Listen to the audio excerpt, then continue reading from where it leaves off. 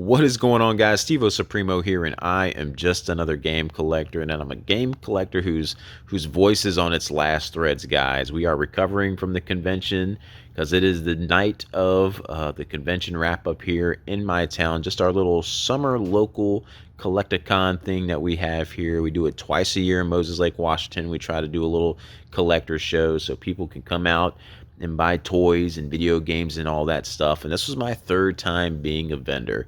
So I wanted to do a video showing you guys. You can see here some of the stuff I picked up, some stuff over here as well. Some stuff I picked up. And for none of you guys who really have heard from other people about that true vendor experience, I know people set up these cameras and stuff so you could see it. I'm going to share my thoughts on it with you. I have another video on my other channel where I really went in depth my first time on it. But I'll share some thoughts in it on here too, and just the benefits of small local shows over the big major ones that you see all the big YouTubers go to. There are so many benefits to these small ones. You guys really need to take advantage. If there's any within like an hour or two drive even of your area, it's worth going to a small show sometimes. So we'll get into that. We'll leave the pickups till the end, and I'll just have some background footage running here that my son took of the show floor so you guys can get a feel of the floor, where we were at and everything. I was the very first table when you walk in on the left. Guy who runs it, Jeff, really hooked me up, like, because I've been a consistent person now. 3 times in a row I've been there, so he gave me a great spot right when we walk in. And he's a game guy too, so we had the games at the front if people wanted some games. So great spot. When people come in, they could hook right to the left and my stuff is there. But what is the experience like? We'll go into attendee first if you're going to a small show. The benefits are awesome. You know, when you go to a large show, if any of you guys have been to one, a lot of times it's stores. It's stores there bringing their inventory to you for you to buy. And they have their store prices on it. And we all know, like, game stores normally have games marked up at higher values, above price charting. And a lot of times they want that convention tax. And depending on what day is it, first day, a Saturday, most times they're not even giving deals to you. Yes, you still can get deals. I'm not saying you can't. But they tend to wait till the last day. And even then, who knows how good the deal will be or what your name is, it seems like these days, at the bigger shows. And then at the smaller shows, you really don't have to deal with that because it's not store owners. We're not store owners out there trying to sell our stuff here. Most of us are just other fellow collectors getting rid of our extras so we can get more stuff for our collection. That's what it is. You might have a person like Jeff who is he is a reseller, and his thing is just selling and flipping video games and collectibles to make his living. But most of the time, it's just collectors. And when you come there, you're going to be able to get deals because most of us are finding this stuff at yard sales, or we've gotten it cheap, or we're trying to look out for the fellow collector. So a game like a Pokemon Black, for example, that I had today for sale, which I got through a trade, which we'll get into, that normally goes for like 75, 80 bucks easy, especially if you're at a big show, a loose card copy. I sold my copy for 55. So that's how much cheaper like you could sell things at these things. I don't care. I got it on a trade for a good deal. You try to hook other people up. So it's deals left and right. Lots of people hooking each other up. You just got a better chance of getting things for better prices. Now the downside of the small show is the selection choice. Will the selection choice be there like when you go to a big show? Because these big shows, they'll have the Pokemon boxes and all that stuff, all the high dollar things out there for people to want to buy. And there are people here like who wish they could find that stuff. There's stuff in my collection I wish that was out there, like a complete in box Dragon Quest IV. I wish that was there because I probably could have got it for a better price than at a big show. But most of the time that selection really isn't there. I have gotten great things again at shows like this in town. Even last show with the not for resale Banjo-Kazooie, the Starlight Fun Center one. Just, I keep mentioning that, but it's just awesome that showed up at my show. Like, that's incredible. So you can still find things. But overall, how did the seller experience go for me today? The seller side of it. Well, if you paid attention to my video that I did on Friday, my main goal, the dream scenario, it's not a money scenario for me. I don't go in with the goal of how much money am I going to make at this thing. It's the dream is I get to exchange all those games for games I want in the collection. So I'm just hoping people come in with games that I want, and then they can take my stuff, I'll take theirs. That would be the dream. The odds of that dream happening were slim to none, but a man can dream. So the dream was hoping just people were going to bring stuff this time, because a lot of times people just they don't realize, hey, I can bring things to sell to these guys and trade. But we did get some cool deals done today and some good trades through people who wanted stuff. Unfortunately, once again, there was nothing I was really seeking for my collection. People would come into my table though, and since I'm the first one on when you come in, people who had stuff and wanted to sell, if they came to me first and not someone else, I'd say, hey, here's my offer on something, and they would go around the whole show floor if anyone else had stuff they wanted, and 9 times out of 10, they're coming back to me because they wanted to give my money for their stuff or the trade credit that I would give. Because again, I'm not a store. I don't need to hit those. I think stores normally do what? 40% cash if you're lucky, maybe 50 to 60% trade in on stuff. Whereas me, I was given like 70 and 80% trade for stuff. So and I do more. I'll do a 1-for-1 if it's something that I want for the collection. But unfortunately, the stuff that was coming to me today was stuff I already had. Gentleman came in, wanted to trade his Pokemon Black and White. He had Black and White version 2. He had some other 3DS games. I was like, man, it just stinks because I had all of those, and I have them all complete in box. But he still wanted some stuff at my table, so boom, we worked out a trade on it. So I got the Pokemon Black and White. Another person brought in some GameCube games to trade in. But again, I had those GameCube games. One of them I did not thought I had. It was Sonic Heroes. And I was like, oh yeah, I definitely want that one. So we did a trade. It was Sonic Heroes, F-Zero GX, and 2 others. I can't remember what they were. He traded them to me. But I had them for the collection already. And I realized, like, oh man, I looked at my Game Eye app. I was like, dang, I already have this Sonic Hero. So I put it back out on my table for sale, and someone scooped it up, and we're sitting there talking. And while we're talking, he said, this isn't even the player's choice version at this price. This is awesome. And a bell went off in my head, and I was like, you know what? I actually might have the player's choice version at home. And this was a really clean black label. He was like, oh man, do you want to keep it and see? I was like, no, it's all yours, man. It really doesn't bother me what version I have. Then sure enough, I come home and you see those yellow labels down there, guys? Yeah, my Sonic Heroes is a player's choice. So I let the black label go today. Great price, and that guy was happy though. Another one trying to go for the full set. But the GameCube stuff went up quickly. It was gone. When I would put it on the table, someone would come and just suck it right up because again, I have my stuff priced pretty cheap. So they see the price and are like, wow, I'll get that, sure. But the coolest thing, one of the things you're seeing here right now, is I went to a garage sale last weekend. And at the garage sale, I bought a box of Japanese only games from this guy. I'm not a Japanese game collector, but there were some in there I saw. I'll do a recap over the past couple weeks of some yard sale stuff I got. Haven't done one in a while. I saw a Dragon Quest 4 in there for PlayStation 1. I saw Resident Evil 3. I was like, or Biohazard over there in Japan, Last Escape. And a Gundam one was in there. So I was like, you know what? Sure, I'll take the box. I think I got the whole box and some other games for like $50. He only wanted $3 a piece. And we worked out a deal on a bunch of stuff. And I was like, if you like to collect and stuff, we're having a show. He didn't know about the show. And sure enough, guys, for me promoting word of mouth at a garage sale, he shows up to the show. And he's like, man, I got more stuff in my car I was going to bring in if you want me to bring it in and take a look at it. So he brought this box in. Again, pricing Japanese stuff. We just don't know about it. So he's like, I'm just trying to get rid of the box for $30 if you want it. And I said, sure. And it had some pretty cool things in it. Mario Party 4 and Pikmin 2.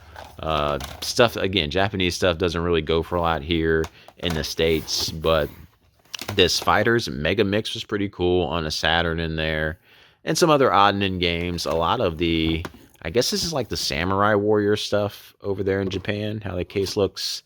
But the ones I definitely for sure am keeping for myself that are going in the collection. Being a big Monster Hunter fan, gotta keep Portable 3. And then they had Gundam Dynasty Warriors 3 here. And then a game that didn't even release over here in America. And it's Capcom, so I gotta take it. I think it's called Sengoku Basara 3. I don't want to mispronounce anything. Utagi.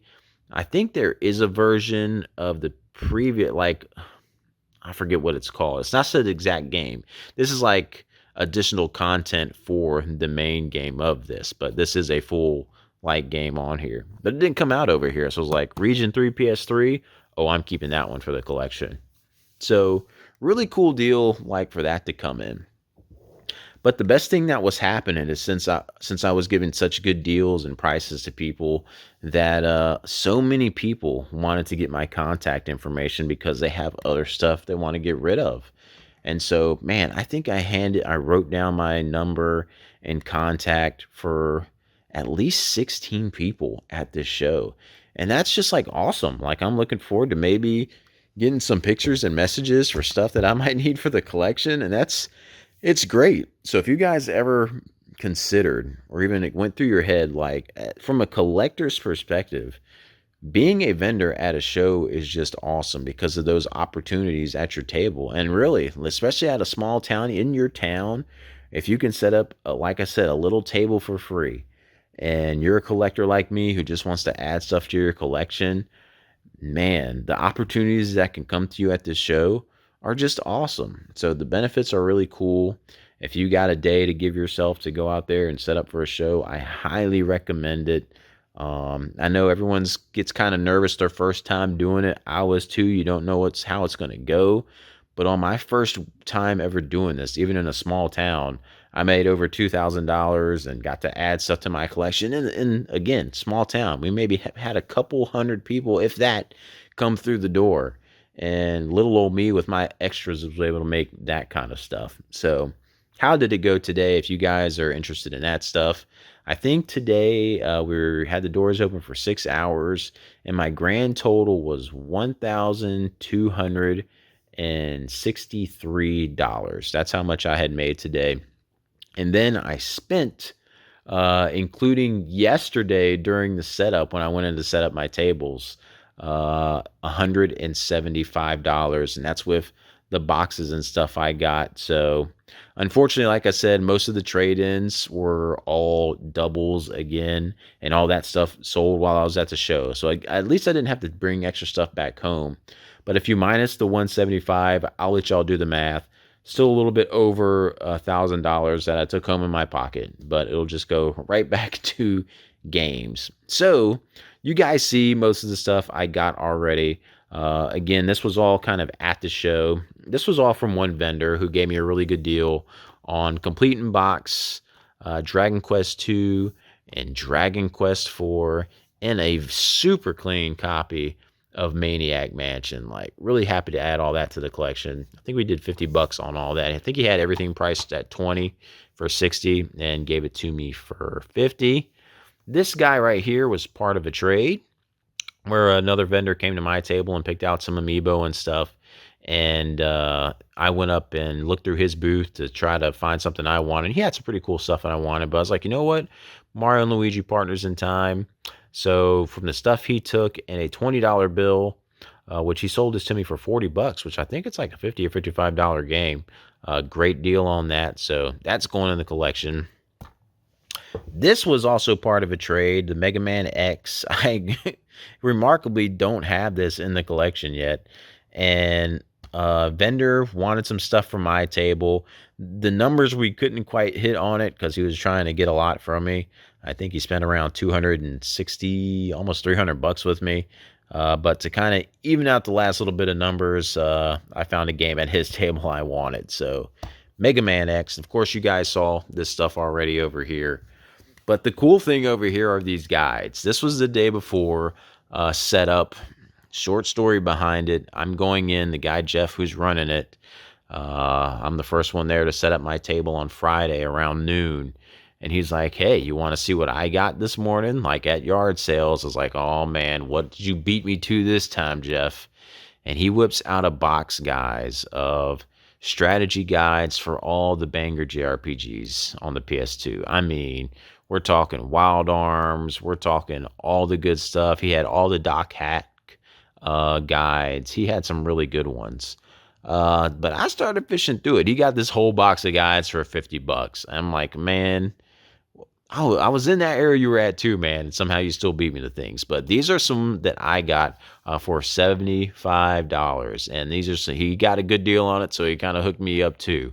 So Dragon Quest VIII, Phantasy Star Universe. This is like a pretty cheap one, but I love anything Phantasy Star. Xenosaga, Xenosaga 2, and if you guys see the pattern here, you probably know what's next. Xenosaga Episode 3. And last but not least, we had to get the Xeno Gears. So for $75, that is a really good set of guides that I wanted for my collection, especially the old Xeno collection. That fills in a lot of holes for it. So really cool deal there. And overall, just a really good time, a really good weekend. Again, the people we set up with and everything, they're really cool guys. All the other vendors are really friendly and stuff. The big shock of the weekend, the Pokemon cards was my big thing I wanted to get rid of this weekend. I did the grading process through GameStop. If you guys kept up with it, I was like, man, Pokemon cards are big. I'll see what these will do at the show. I didn't sell not one single Pokemon card. Like Pokemon card, the people who were able to sell some Pokemon, it's because they had, I guess, the sealed stuff that just came out.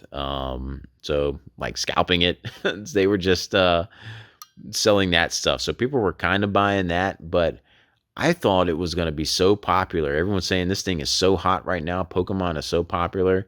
I didn't sell not one. No one even asked for a Pokemon card. So it can be like that with these small shows sometimes. It seems like that this show toys was the big thing. The guy beside me was a toy vendor. Man, he was clearing his stuff out like crazy. And I heard some of the money values on some of that thing being dropped. I mean, we're talking $200 here, $300 there on stuff. Oh man, he was probably making bank over there, but and that's how it goes sometimes. So the journey with that Pokemon grading a card experience still continues. But overall, that was the shock of the day, and I'm still really happy because again, I got to share my contact. Awesome games came to the table that people were able to trade and get stuff for that they were happy for. New friendships formed just through conversation with other vendors and talking to some of the customers coming up. That's again one of the highlights. If you love to talk to other collectors and stuff, it's a wonderful experience. You'll get a variety of ages coming in. You will get a 60-year-old woman coming in who loves JRPGs, and you can sit there and have a conversation. You never think it would happen, and then they come in. You can just have a great conversation about some of your favorite JRPGs at the table. So it's really fun. Again, highly encourage you guys, if you have a small show in your area, you always thought about setting a little table up or something, you should. Especially, again, if you're on the collector side, not even just for the selling aspect. If you want to make money, go ahead. For me, it's like, I want to grow the collection. It's a great way to try to grow the collection too. So I know I drug this video out and my voice is really dead, but maybe I've helped you. You learned a thing or two about the show. If you have any questions, man, feel free to ask. Like, what's it like? What are the process you go when setting up for it and all that jazz? Feel free to let me know. How do you go about pricing your stuff and everything? I'll answer anything you want. Just let me know down below. And now I'm going to let my voice recover for a couple days. And I think you guys will probably see this on Monday or Tuesday if I got time to edit it. For sure Tuesday. I'll try to get it out earlier, but I'll be busy at work the next couple days. So we'll see how it goes. Until then, I'll catch you guys in the next one.